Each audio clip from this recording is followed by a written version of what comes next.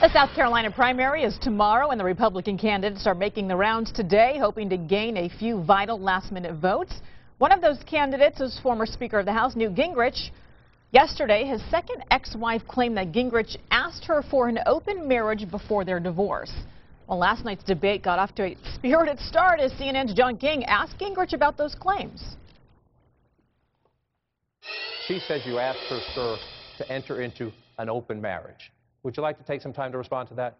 No, but I will. And here it comes. She was great. She handled it. I think the destructive, vicious, negative nature of much of the news media makes it harder to govern this country, harder to attract decent people to run for public office, and I am appalled that you would begin a presidential debate on a topic like that. Obviously, the crowd applauding there. Gingrich eventually went on to deny his ex-wife's accusations. 1 year after his alleged ultimatum with his then-wife, Gingrich married Callista Bissek, the woman he had assumed to be having the affair with at the time. They are still married.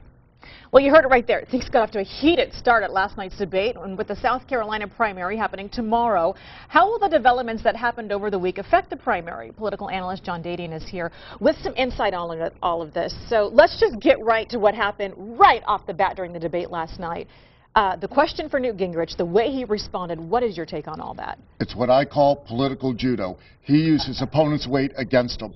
The allegations, the interview last night, could have really killed the campaign. Could have. Now the surge, I think, continues on, and so it's in his favor, all this. He just went right to the media. If you look at it, and I'm not going to bash the media, Heather, but if you look at it, when you start with Stephanopoulos, who tried to ask a question about contraception, etc., they're coming up with these weird questions, and they're trying to form the debate. They shouldn't do that. People are losing their jobs. We've got wars going around the world. That's what people want to hear about. Well, when Herman Cain and the women came forward and accused him of sexual harassment, a lot of people speculate that pretty much ended his run for the White House. Could anything like that happen to Newt Gingrich based on his ex-wife's claims?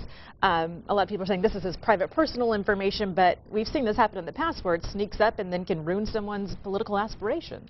And the Herman Cain comparison to Gingrich is good because they are so different in the sense that, and we saw this with Clinton in '92, how he kept having so many scandals come out. It's not the scandal. It doesn't matter whether or not you cheat on your wife or sexual harassment. It's how you handle it. Herman Cain handled it terribly. He absolutely denied it. His first statement was he didn't remember it. And then it turns out he signed all these papers. Newt Gingrich has said everything's public. I've made mistakes. I've asked my family for forgiveness. I've asked my religion for forgiveness. That's how you handle it properly. Let's talk about disclosure for a second. We have Mitt Romney who's saying that he will disclose his income tax returns in April. Newt Gingrich has already done so. Why April? Is that going to hurt him, even though he's saying he's going to do it in a few months from now? I think it is. He's going to have to release it anyway. Why not get it out? He comes up with this very flimsy excuse that Democrats are going to use against him. They're going to use it against him anyway, you know. So, and really what the fear is when somebody does delay it is there something there? So the scrutiny is going to be even more so. So why not just get it out, move on? What Gingrich has right now, which Romney really wants, is what we call, which you've heard me say many times on this show, the big mo, the momentum. And Romney needs to get that back. Gingrich has it right now. What has sparked Gingrich's momentum? Because Romney seemed to have it, you know, in Iowa and in New Hampshire, although the numbers in Iowa are being debated right now. What's gotten Newt Gingrich this boost here? Again, Gingrich is good, as I've described several politicians, when you let Newt be Newt.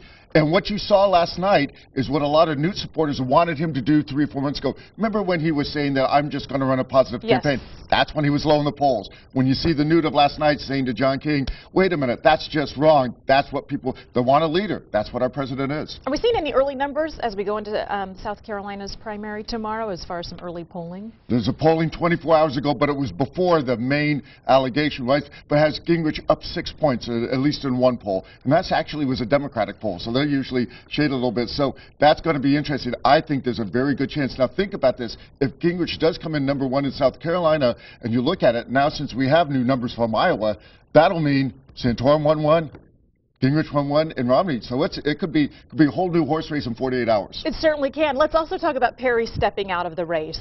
He obviously endorsed Newt Gingrich as he stepped back. How does that play into the role here? I didn't expect it to play a great deal for the simple reason that he was so low, specifically in the South Carolina polls. So it didn't. However, when it was first broke that he was going to endorse him, that looked like it would help the surge. But again, the allegations from his ex-wife really overshadowed that. The biggest concern I have about these allegations from his ex-wife is he's been married to his current wife for over a decade, and the ex-wife has given interviews over the years. So this coming out 48 hours before the primary, I think it's dirty pool. Something about South Carolina as far as them consistently picking the Republican contender since 1980, is that right? That's correct. So do we expect to see something similar tomorrow, or is that anyone's guess? See, people talk about that Iowa's the first and New Hampshire's the first primary. I think South Carolina's smart because by the time it gets to them, they've had a little bit of a field test of Iowa and New Hampshire, and it kind of sorts it out, etc. So yeah, and again, if Gingrich does come in first, a lot of people are going to be using that statistic